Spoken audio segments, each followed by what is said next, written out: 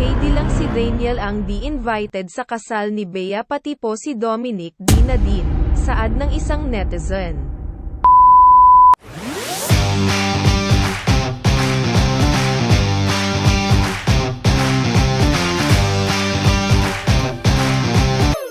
Tila pulutan ngayon ng mga supporters ng aktor na si Daniel Padilla ang hiwalayang Dominic Roque at Bea Alonzo.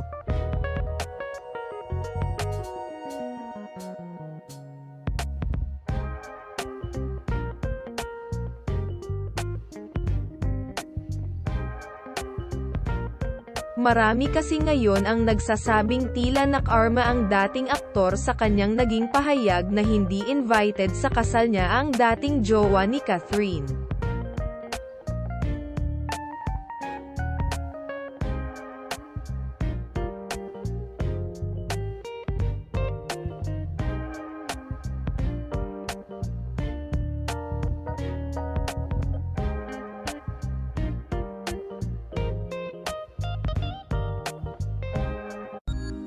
Matatandaang nauna nang ipinahayag noon ni Dominic nang matanong siya ng press na hindi kasama sa listahan ng mga imbitado sa kanilang kasal ni Bea ang dating kaibigan na si Daniel.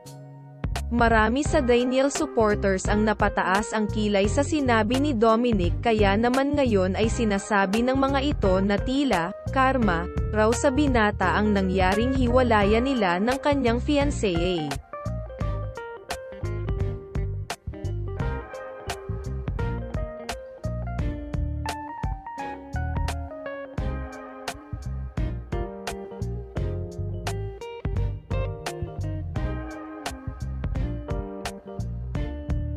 Narito ang ilan sa mga hirit ng mga taga-suporta ng anak ni Carla kay Dom. Okay di lang si Daniel ang di-invited sa kasal ni Bea pati po si Dominic di na din, saad ng isang netizen.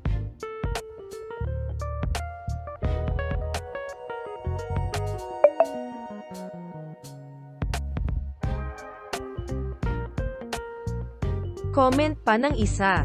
Sabi ni Dom di raw invited si Dij sa kasal, yun pala pati siya di rin invited sa kasal ni Bea. Daming ibas ni Dominic na hindi invited sa kasal. Yun pala ikaw ang hindi invited, say naman ng isa. Ito rin ay natalakay ni na Christy Ferman at Romel Chica sa latest episode nila ng Christy Ferminit, ngayong araw.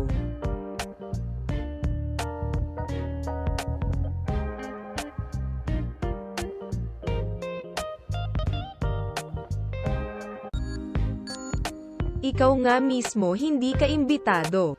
Kasal mo yan. Iyon ang malaking sampal na bumalik sa kanya kasi ang daming sumama ang loob lalo na ang tagahanga ni Daniel, say ni Romel. Dagdag pa ni Christy ayon sa mga sinabi ng netizens, ano ka ngayon? Ikaw ang hindi pala imbitado sa kasal. Karma is real. May ganoon pa. Samantala, Bea may nabuking kay Dominic kaya hindi na itinuloy ang kasal.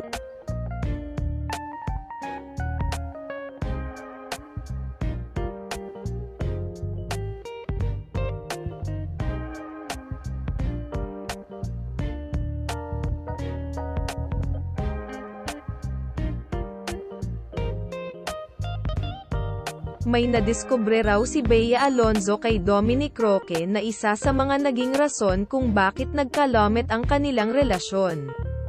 Ayon sa isang source, may nalaman daw ang kapuso actress at content creator patungkol kay Dominic na ikinashock niya ng bonggang-bongga.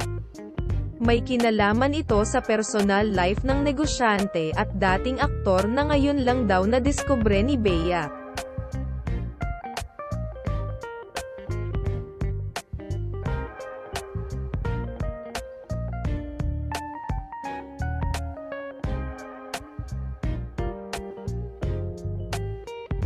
Hindi raw kasi akalain ng aktres na may ganong eksena sa buhay ng binata.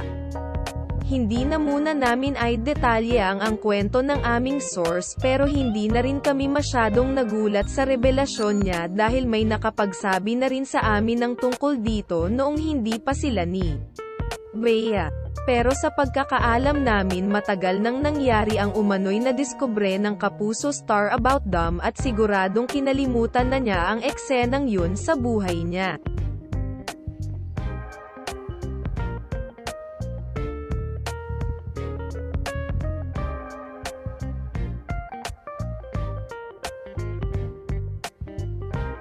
Iba pa ito sa kumakalat ngayon na pera ang pinag-ugatan ng umano'y paghihiwalay ni Bea at Dom, isama pa ang isyu ng prenuptial agreement sa part ng aktres.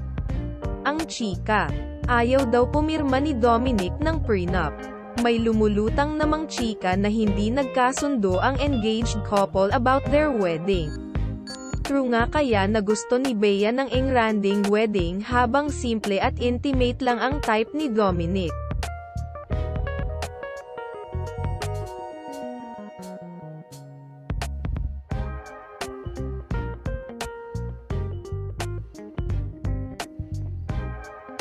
May sinabi raw kasi si Dominic sa isang panayam na kahit daw alak lang ang handa ay caribels lang sa kanya.